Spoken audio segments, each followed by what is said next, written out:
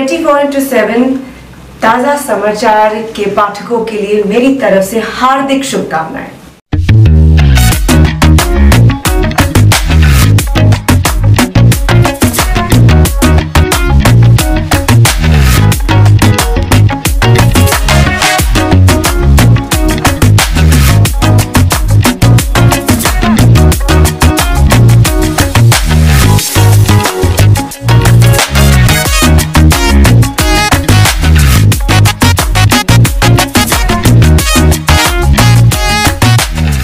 Exclusive jewellery collection DTC London द्वारा best showroom award winner RR Agarwal jewellers, Kolkata Jaipur के बाद अब रौरकेला में भी RR अग्रवाल ज्वेलर्स, रिश्ता भरोसे का। নমস্কার বন্ধুরা, আপনারা দেখছেন 24x7 তাজা সমাচার আর আপনাদের সঙ্গে আমি মহুয়া। প্রত্যেক বছরের মতো এই বছরও 24x7 তাজা সমাচার আপনাদের জন্য নিয়ে এসেছিল দীপ সম্মান, আর আজ তার ফলাফল ঘোষণার দিন। এই বছর কাকে কোন ক্যাটাগরিতে পুরস্কৃত করা হলো আসুন এক নজরে দেখে নেওয়া যাক।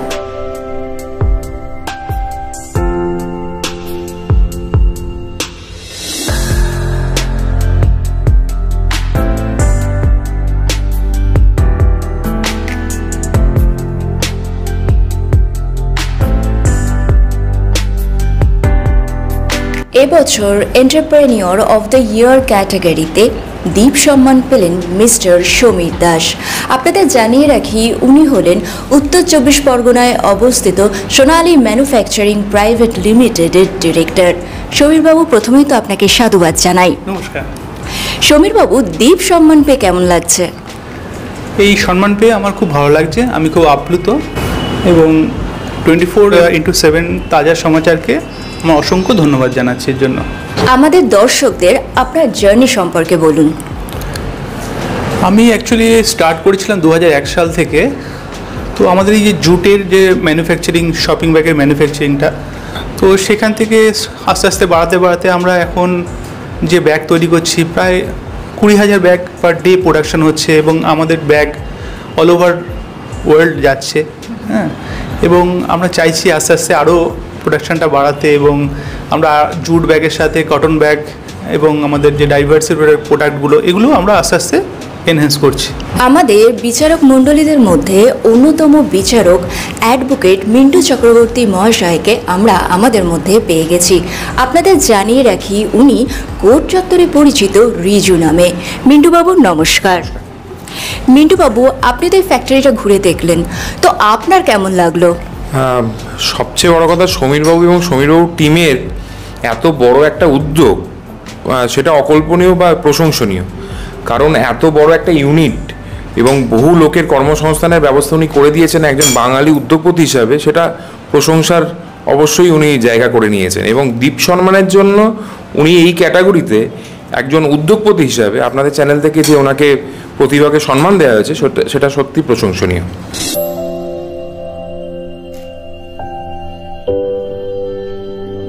दोस्तों, हर साल की भांति इस साल भी 24x7 ताज़ा समाचार की ओर से दीप सम्मान का आयोजन किया गया था, जिसके नतीजे आ चुके हैं। और इस साल सोशल सर्विस कैटेगरी में दीप सम्मान पाने वालों में से खास है श्वेता अग्रवाल जी। श्वेता अग्रवाल जी के बारे में एक बात मैं बताना चाहूँगा, वे न सिर्फ एक मेडिटेशन कोच है, बल्कि वे एक पैनिक हीलर, साउंड हीलर और ब्रीथ वर्क स्पेशलिस्ट भी हैं, जो इस वक्त हमारे बीच मौजूद भी हैं।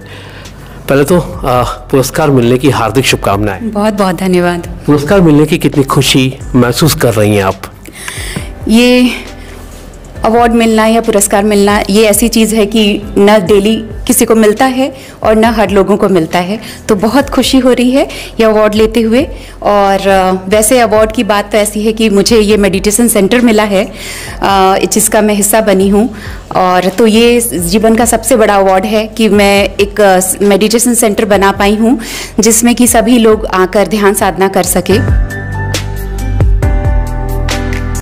दोस्तों, हमारे दीप सम्मान में निर्णायक मंडल में बतौर जज की भूमिका निभाने वाले none other than Kishan Agarwal ji हमारे बीच मौजूद हैं। किशन जी, जैसे कि आपने अभी भी देखा कि श्वेता अग्रवाल जी को सोशल सर्विस कैटेगरी में दीप सम्मान से नवाजा गया है, क्या कहना चाहेंगे? जैसे कि आपको पता ही है, हम लोग खुद ही सोशल सर्विस से जुड़े हुए हैं, बट हमारी सोशल सर्विस अलग तरह की है। और ये जो सोशल सर्विस कर रही है श्वेता जी, ये इनर जर्नी है, जहाँ पर हम डीप मेडिटेशन या किसी का भला कर रहे हैं। प्राणिक हीलिंग में भी श्वेता जी जुड़ी हुई हैं। तो ये सिर्फ पैसे के लिए नहीं किया जाता है। हम इस धरती पे आए हैं कुछ करने के लिए, तो हमें जितना ज्ञान है या हम कर सकते हैं, उस एनर्जी को दूसरों के अंदर में प्रवाहित करना। मैं बहुत ही खुश हूँ आज इस कैटेगरी में श्वेता जी को सोशल सर्विस अवार्ड मिला है। श्वेता जी, आपकी जर्नी के बारे में कुछ बताएं, किस तरह से आप इस फील्ड में आई?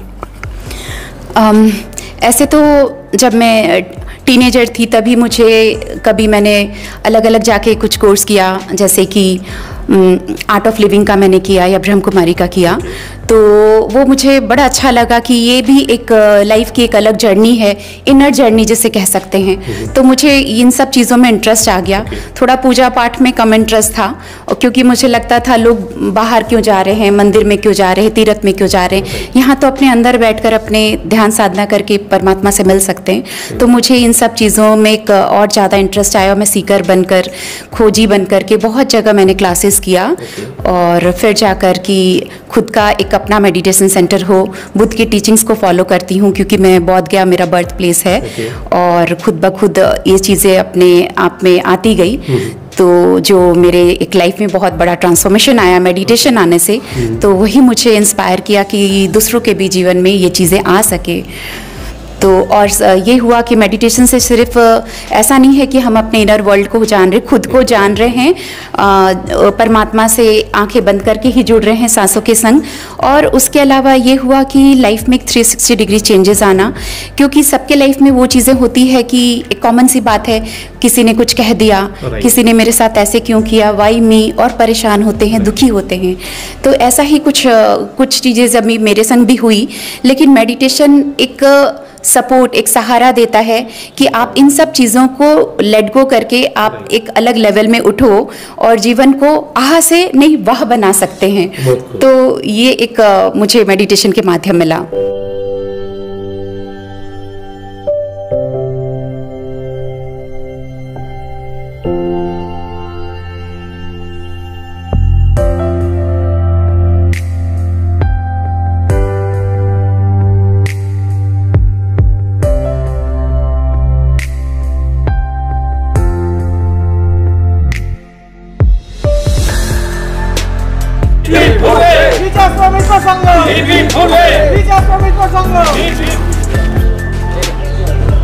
বেস্ট পান্ডাল ক্যাটাগরিতে এবছর দ্বীপ সম্মান পেল সাউথ দমদম মিত্র সংঘ। আর এই মুহূর্তে আমাদের মধ্যে রয়েছেন এই ক্লাবের এক সদস্য।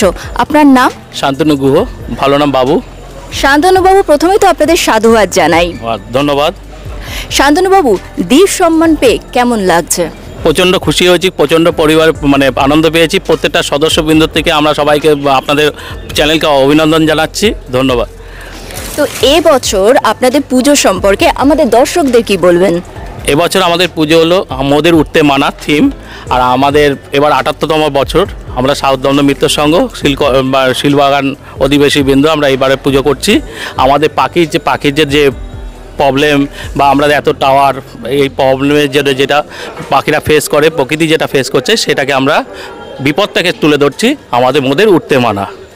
এই মুহূর্তে আমাদের বিচারক মণ্ডলীদের মধ্যে অন্যতম বিচারক, স্বনামধন্য পরিচালক এবং অভিনেতা নারায়ণ রায় মহাশয়কে আমরা আমাদের মধ্যে পেয়ে গেছি। নারায়ণবাবু নমস্কার। নমস্কার। নারায়ণবাবু, এই ক্লাবের পুজো দেখে আপনার কেমন লাগলো? পুরো দারুণ, ফ্যান্টাস্টিক। এক কথায় মানে কি বলবো, পাখিরা উঠতে পারে না, তারা স্পেস পায় না, প্রবলেম পাখিদের, এইসব নিয়ে তারপরে এমনভাবে সব সাজিয়েছে। এত বড় প্যান্ডেল, গতবারও এরা বেস্ট ক্যাটাগরিতে আমাদের প্যান্ডেলে বেস্ট পেয়েছিল, আর এবারও তাই। বাপরে বাপ, এতখানি জায়গায় জুড়ে প্যান্ডেল করা, মানে থ্যাঙ্কস টু আমাদের মিত্রসংঘ সাউথ দমদম।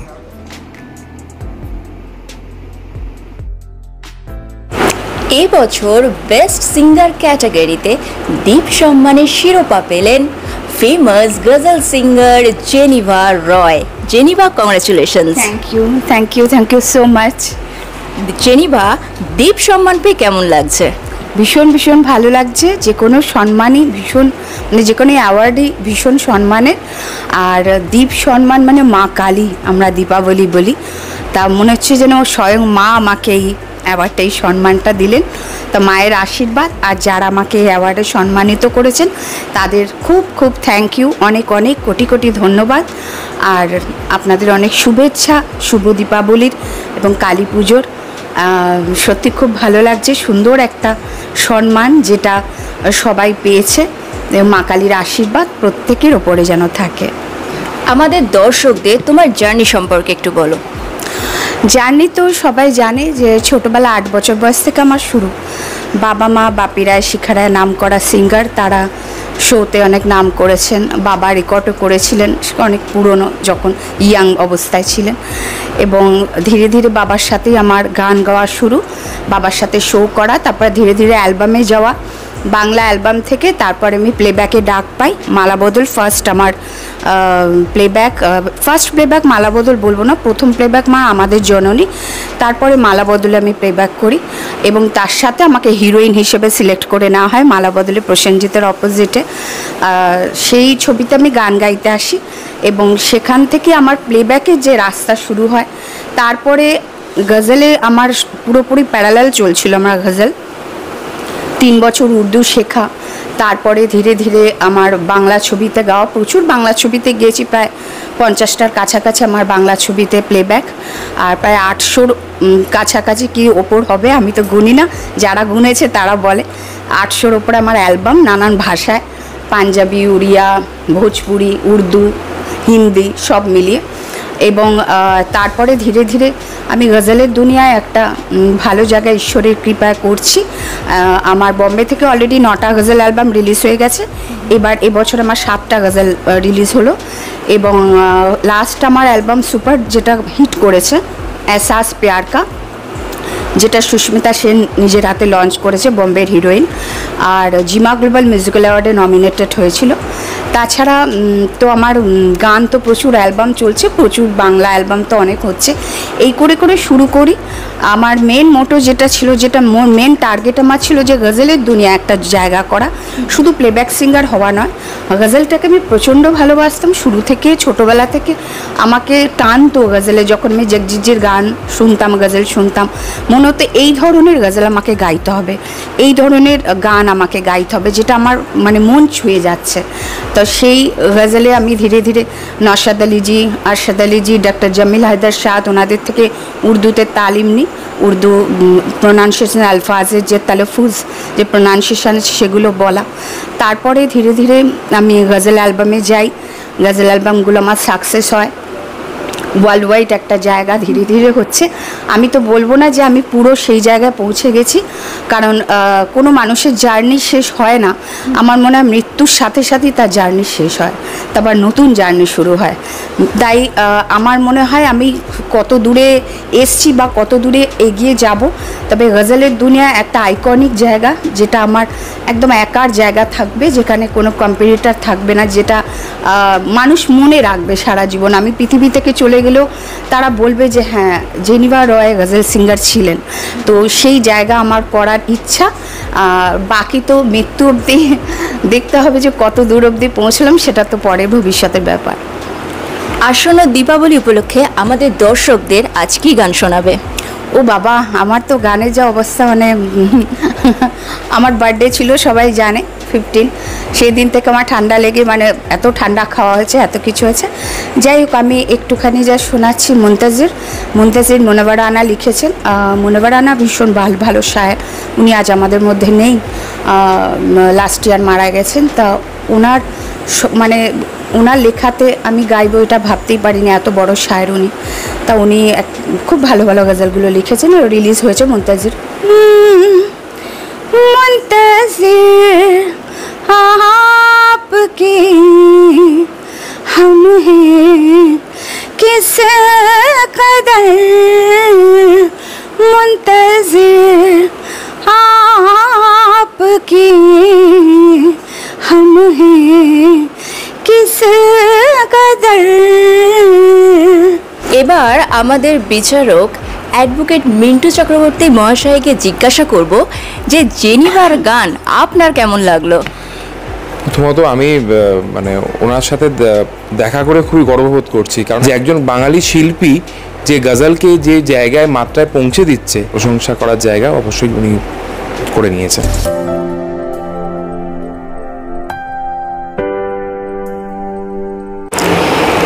এবছর ইন্ডিয়ান সিনেমা ক্যাটাগরিতে দীপ সম্মানের শিরোপা পেলেন স্বনামধন্য পরিচালক এবং অভিনেতা নারায়ণ রায়। আর আজ আমাদের মধ্যে নারায়ণবাবু উপস্থিত রয়েছেন। নারায়ণবাবু, প্রথমেই তো আপনাকে সাধুবাদ জানাই। নারায়ণবাবু, দীপ সম্মান পেয়ে কেমন লাগছে?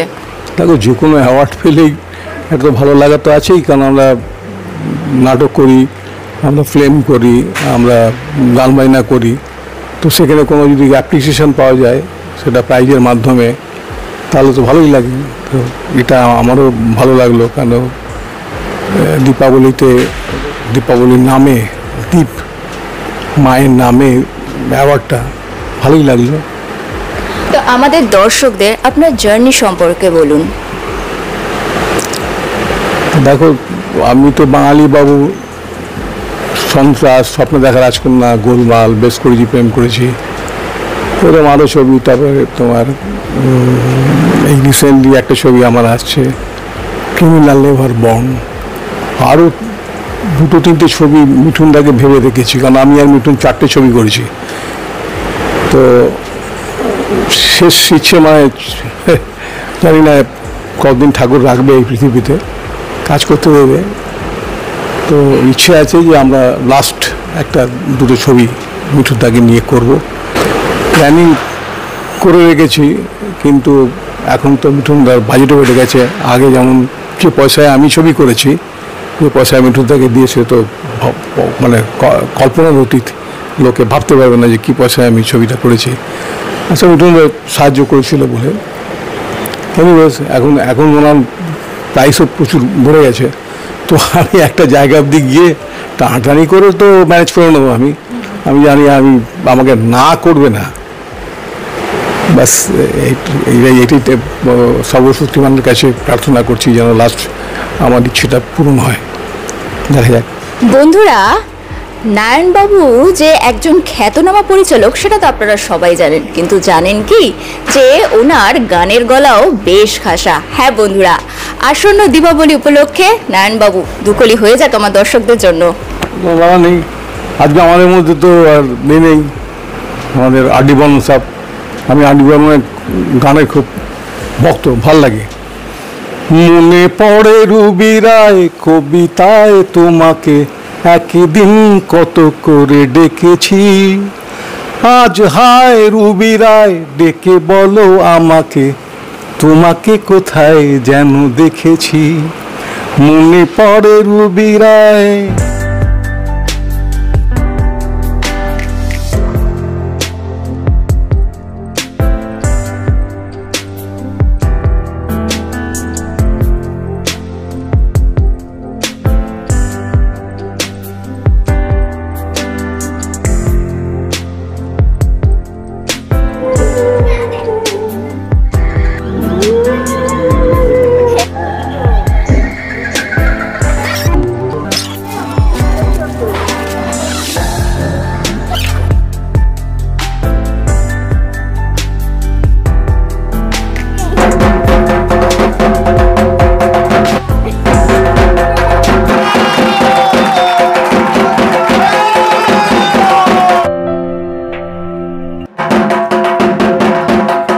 এবছর বেস্ট থিম ক্যাটাগরিতে দীপ সম্মান পেল হাওড়ার দ্য বারুই কালী পুজো।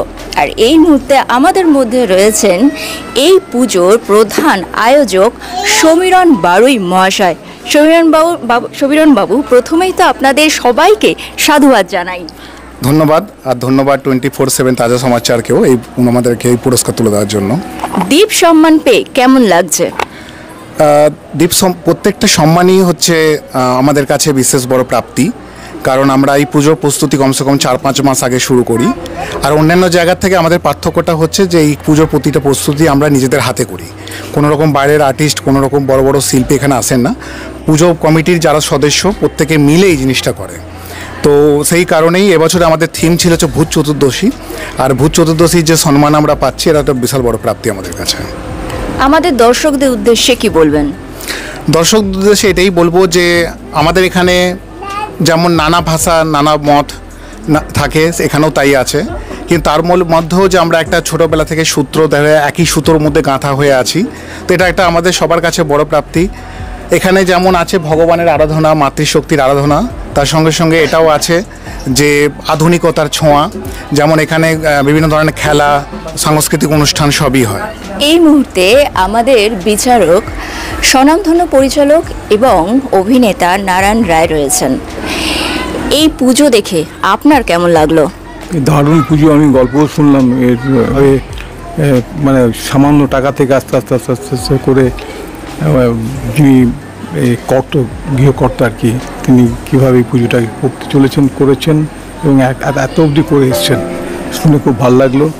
আর এখানে আসতে পেরে ভালো লাগছে যে অনেক লোক, তাদের স্বতঃস্ফূর্ততা, সবাই মিলে একসঙ্গে সবাই মিলে পুজো করছে, দেখে ভালো লাগলো।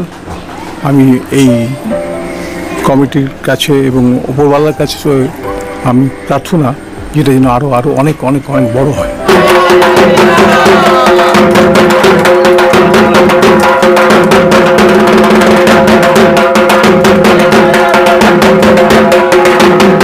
তাহলে বন্ধুরা, এই ছিল আজকের ভিডিও।